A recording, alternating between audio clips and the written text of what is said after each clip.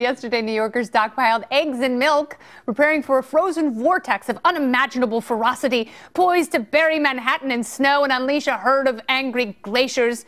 Morning came, and no one had been devoured by yetis or crushed by snowdrifts. So what do we in the media do when a story fizzles? Nobody, and I mean nobody on earth, reports the news like Shepard Smith, a veteran journalist and newsmaker in his own right. And I have to tell you, Shep, whether it's a war, a celebrity death, or some cataclysmic weather event, I get down on my knees and I'm thankful for your existence because I love watching you cover breaking news. The thought of you on your knees is a wonderful one. We love calamity, as you know. We do. Congratulations on the new show. This is awesome. I know, Shep. Isn't this legit? Yeah, I'm so excited for you. I'm delighted to have you in the studio. I've wanted to interview you for so long. Back in 2000, I got a talk radio job in LA, and I used to call Fox News all the time. Did you? Trying to get a hold of you. They answered? No. No. They didn't, and I thought that that would be the fast track to becoming friends with you.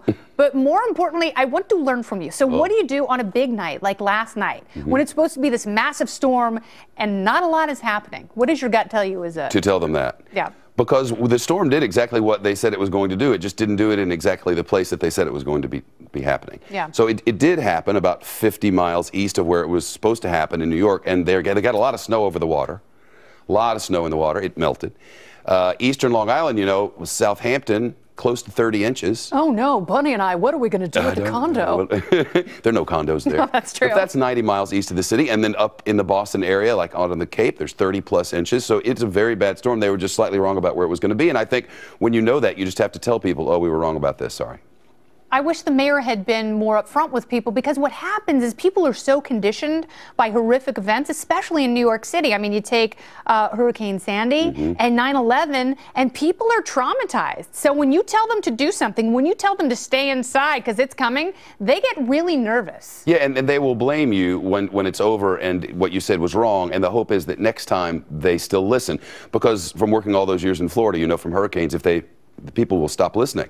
If you say over and over the hurricane is coming and you think it is, you're not fibbing along the way. You think it's coming. You don't want grandmama to die. No. And then on the sixth one, it finally hits and nobody evacuated. That's when you have problems. And that's happened a lot in Florida. Yeah, people are still eating conch fritters, dancing to Jimmy Buffett in Key West. Wow, that sounds really awesome. Doesn't it? No. Okay. So I want to know, where do you go? You go to a very zen place when you're reporting, like whether it's a car crash or something unfolding, you are able to dive inside.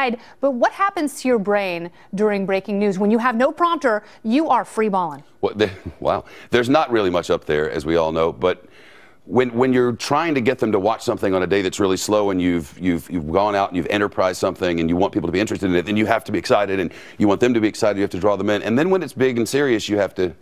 I've always felt like you just need to be real calm then, because last night was really serious. Yeah. It's very serious on the Cape right now. It's what is it, 9:30 at night? No, 10:30 at night now, and it's still snowing. Yeah. So you have to be kind of calm, but when it's not, you get excited. I just feel like in times of national tragedy or big scary times, you have to get kind of zen is a good word about it. I don't know where that place comes from. I've been doing it a quarter century, and it just seems to come sort of easy. When did you realize you were good at it? When did you realize, like, dude, I'm better than anyone else? I don't think that. I think that it doesn't require a lot of preparation to deal with breaking news, which makes me perfect for it, because preparation is not my long suit. And you also have to be able to take in a lot of information, filter it, realize where it came from, how much you trust the source, go with things sometimes on your gut, put things away sometimes on your gut. And if they told you to drive a Blizzard mobile, as some of our friends across town had to do that, I would trust my gut and say no thanks on that as well. Very good. Any advice for me for the new show? Wear less clothes. That's what I would suggest. I like your style a lot. You know, I like to go out to the bars with you and things like that. And I think part of the great charm of you is your wardrobe, and I love it. You make me sound like I wear tube tops and hot pants when we go out. Okay. I love everything about you, and I'm so glad you were here. Thank you so much. Fox Business Network is better for your being. You are, the world is better for your being, and I pray for more chaos, Shepard Smith. Indeed. Well, you can catch Shep Smith reporting weekdays on the Fox News Channel at 3 p.m. Eastern, noon Pacific, and 2 p.m. in Oxford.